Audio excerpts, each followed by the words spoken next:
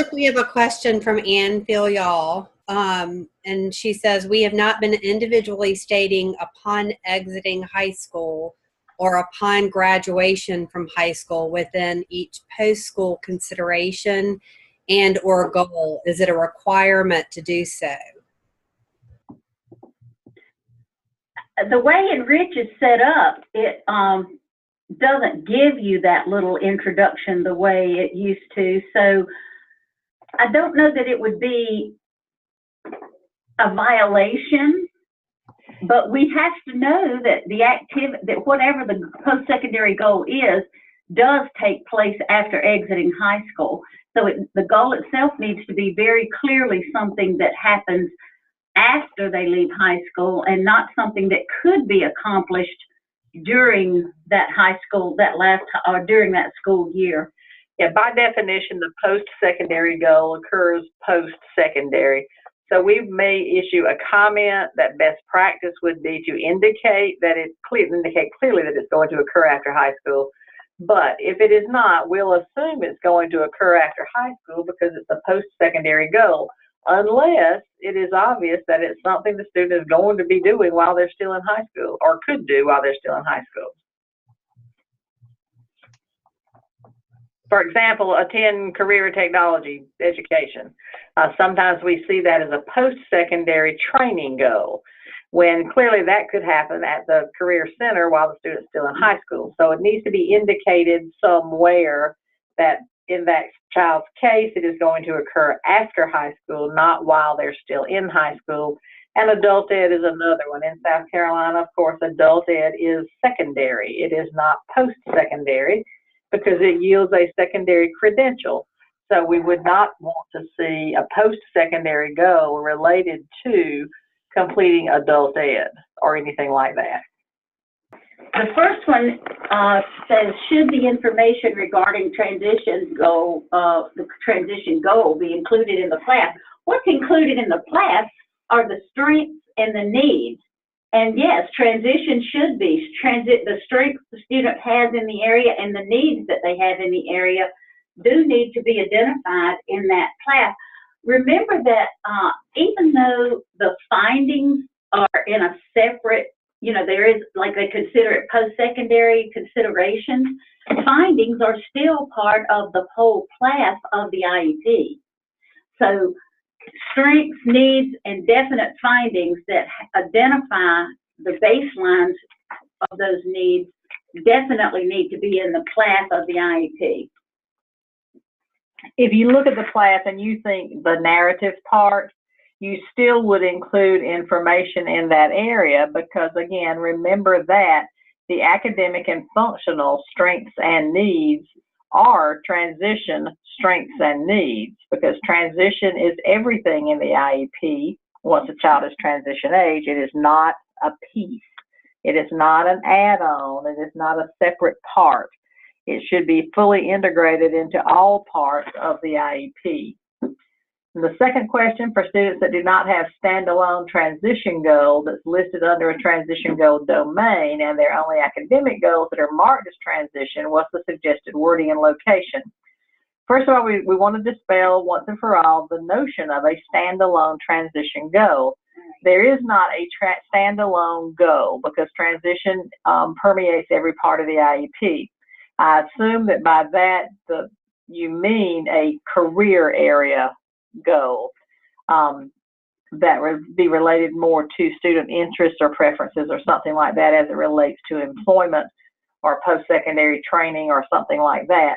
But if you are going to use your academic or functional findings from the regular needs section of the IEP as your transition needs in the post-secondary considerations section of the IEP, all you would do is in that the post-secondary considerations findings box, you would indicate that the academic findings stated above or the behavioral findings or the whatever findings you're going to use represent transition needs for the student.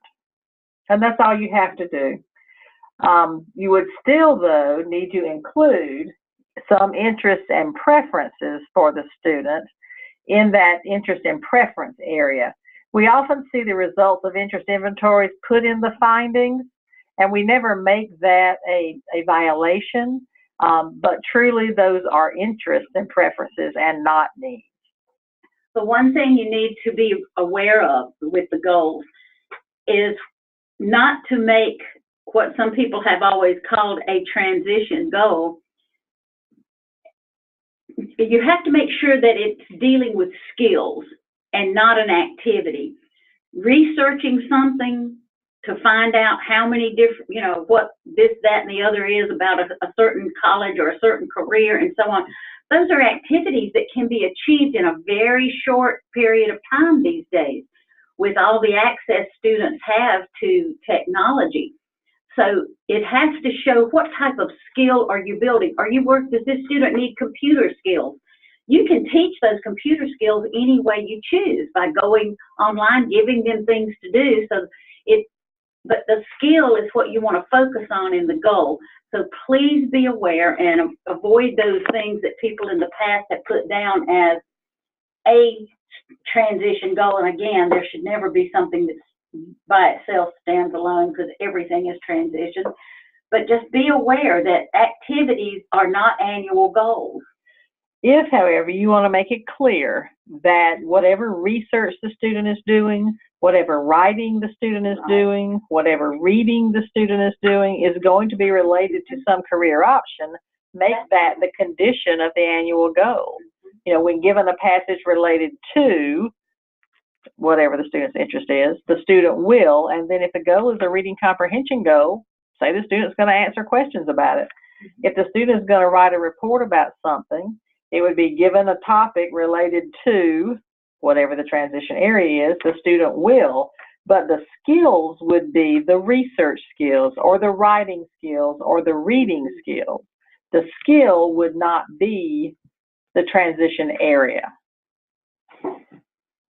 The next question, how can I ensure that the goals I've set are attainable? Well, you really can't, but you must determine what goals are likely attainable based on your knowledge of your student and the data that you have in your findings that you'll use to determine the goals you're getting ready to set. There is not a requirement that students meet all of their goals. You want the goals to be reasonable, you want them to be attainable, and you want them to take about a year because it is an annual goal. And all of that is indefinite. You do the assessments the best you can, you gather as much data as you can, and based on your knowledge of that student's work habits, work rate, acquisition skills, then you develop what you believe to be an annual goal that the student is likely to reach within a year, within the calendar year of the IEP. If the student meets that goal early, and there are other goals in the IEP the student can continue to work on, just in your progress reports indicate the data that suggests that the student's already met the goal. If the student is 3/4 of the way through the year and is not making progress, you would need to amend the IEP and amend that goal. If the goal is met very early in the year, you would need to go into the IEP and stop that goal, put a stop date for that goal. And if a new goal needs to be developed, then develop one.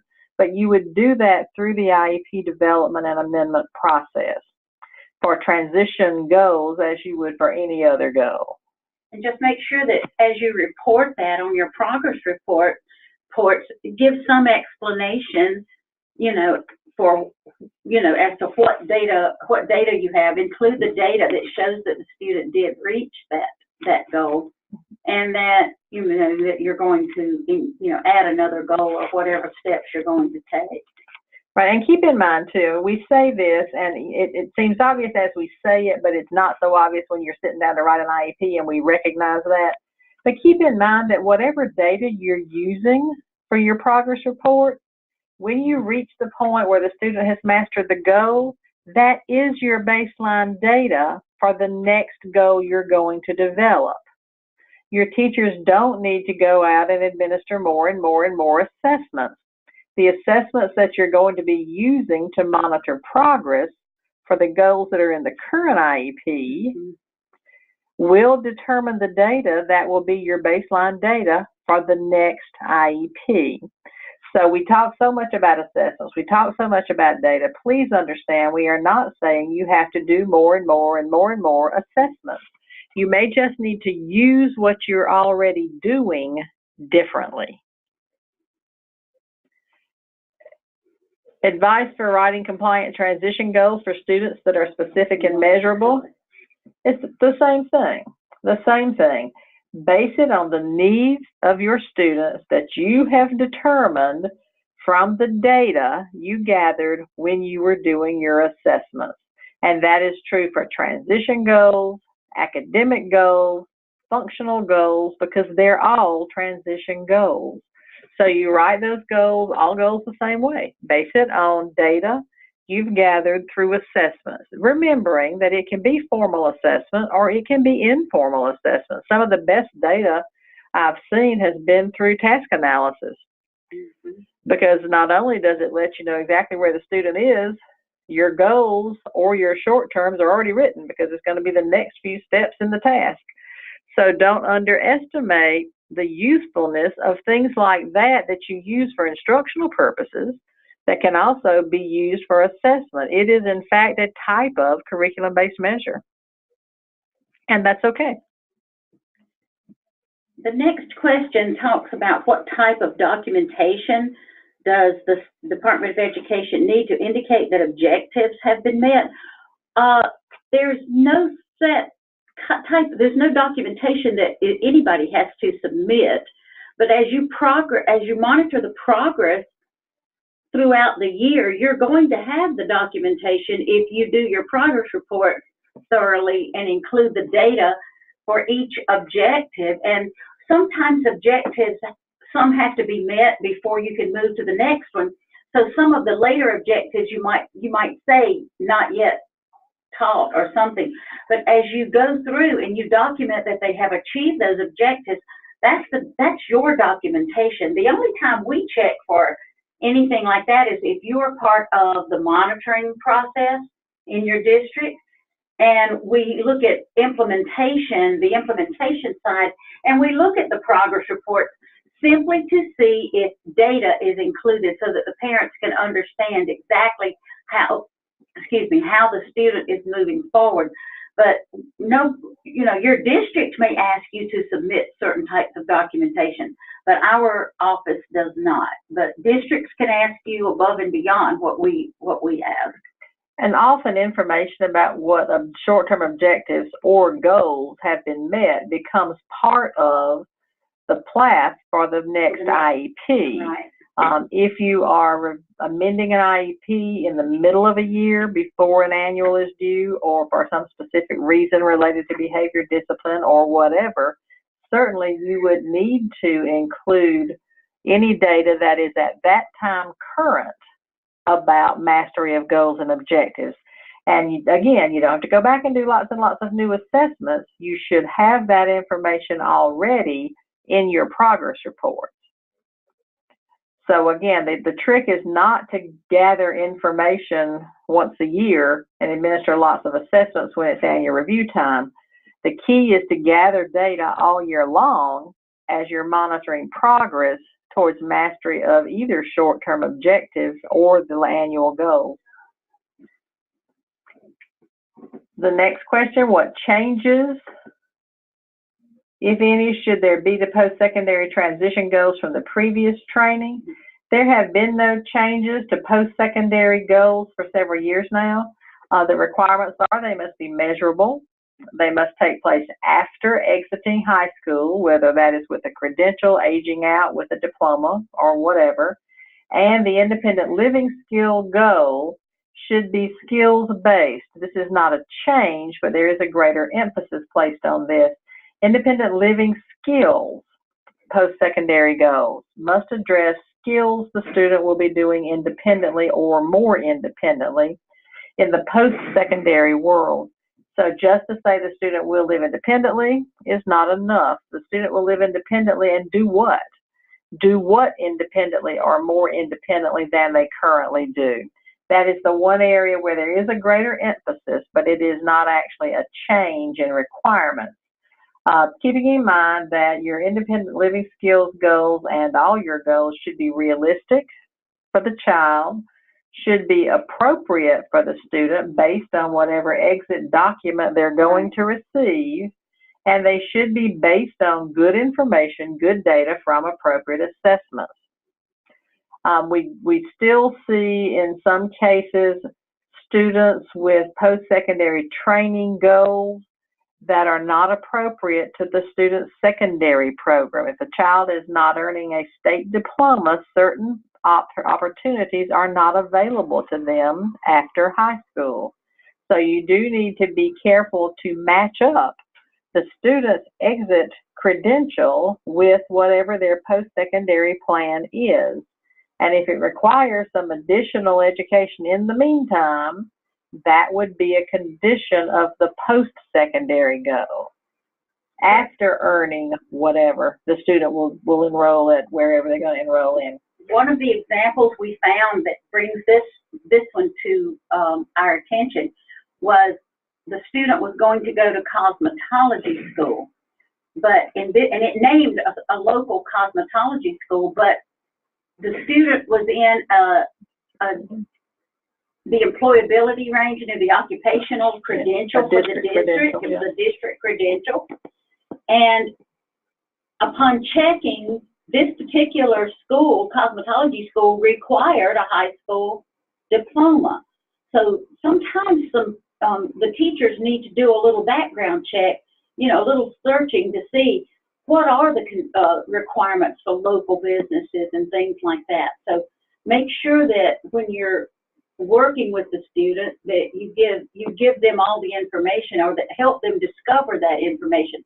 See, maybe they could go out and, as part of their program, and interview somebody at that school. They could have asked them questions. That way you'd know how much they already know and things like that. But be very careful about saying that they're going to go to this program or that program, and make sure that what they're earning in high school is going to be able to get them there. Or, like Ann just said, it might be upon getting their GED, they will attend this because, would it go into the cosmetology school at that point. But there might need to be some type of a conditional phrase put into the post-secondary goal for training and education in order for the student to achieve what they want to achieve. But again, be cautious with that, because if the student can earn the GED, potentially, why are they in a district credential program in the first place? Right. So you do have to be cautious with that type of thing. And again, pick up the phone, call the school and see what are your interest requirements. Mm-hmm. In order to justify academic only annual transition goals, wouldn't you still have to assess all areas, including employment, education, training, and independent living, to show where a student has no needs? You would need to, in the narrative, establish the student strengths, academic, functional, or whatever, and that would be based on some data sources. Some of those data sources, though, do not have to be individual assessments, but you would, yes, need to establish through the class that the primary needs for this student are academic or are behavioral or are whatever. And you could do that. You'd still want to assess interests and aptitudes, because you're going to have to identify preferences, interests, and preferences for your post-secondary consideration section. So again, how much detail, how many assessments, what all you have to do, it depends on the child. We would not say you must do this assessment or that assessment, because if obviously clearly you don't need it based on everything that you've already described about the child, then we would not say, no, you must go back and do another assessment. But yes, you would need to establish through the class, through the narrative as well, that the student doesn't have needs that need to be addressed separately, if you will, that the needs are academic. And you can do that by indicating that the student, the student has a part-time job, he's worked at BILO after school for 3 years, he's had no issues, he's maintained that employment, the issue's behavioral, but it's improving. Things like what students' behavioral performance, what the rating scales show, there have been no incidents. Those kinds of statements in the narrative are enough, as long as it's clear that the transition needs are the academic needs. So you would certainly need to establish the academic needs, but whether or not you need to do additional, what you were calling transition assessments, would depend on the child and the situation. It would, and you'd also need to look at the child's history. It would be unlikely that a child would have a boatload of transition needs one year and none the next. Yeah. Then, yes, because you would have data if you had goals in the previous IEP, because you monitored progress on those goals. So again, not additional assessments. Use the assessments you were doing all year long to monitor progress for the last year. How do you write individual goals when all the students need self-direction skills? Well, in the first, I'm not sure, most students would need self-direction skills, but all students don't need exactly the same self-direction skills. I need things that are different from what each of you need and from what Ann needs. So there's still not one solid set of skills that would apply to everybody. You won't know what they need until you do a really thorough assessment in those self-direction skills areas. So, and that assessment can be observational data as well, yes, as long as you've written it down as you've gone, so that it's not your memory, it's an actual observation. So that's just there's not just a set, there's no set program. You might be using a type of curriculum that has all of that. Surely there's a pretest that can be, or you can create a pretest to find out, or just to observe these students from a checklist that you create. And then you would know which ones to focus on and which ones to put into the IEP. That's not to say that you could not include everybody in lessons, because a reminder about certain things is still a good idea. But the focus for each student would be dependent on what that individual student needs. Right, and again, you can Google checklists of self-direction skills, assessments of self-direction skills, if you don't have some already, and see what individual students need. And there will be some overlap. Often there's overlap, but every student will not need all of the same self-direction skills. And if they did, it wouldn't really be specialized instruction or individualized instruction. The next question regards, could we provide samples of entire sections for post-secondary considerations on a non-diploma and a diploma students for teachers to take with them? No, we can't. And the reason we don't is because even in our training in the past couple of years, when we have given some individual specific examples as part of activities, we have then seen our exact examples written on IEPs, which were never individualized for the students whose IEPs they've ended up in along the way. We can, through training opportunities, tell you how to address each section. We can walk you through the process. We'll be happy to do that, but no, we will not provide samples of entire IEPs or sections of IEPs for teachers to take with them. And that is why. Now, at directors at the district level, if you want to provide some common language that can be used as a starter in a particular section of the IEP, you can certainly do that. But again, an entire completed sample is not a good idea from our perspective, because of what we see consistently every time we give one. We get all of that information back. We get every goal written exactly the same way, and it is not individualized or based on individual assessment data.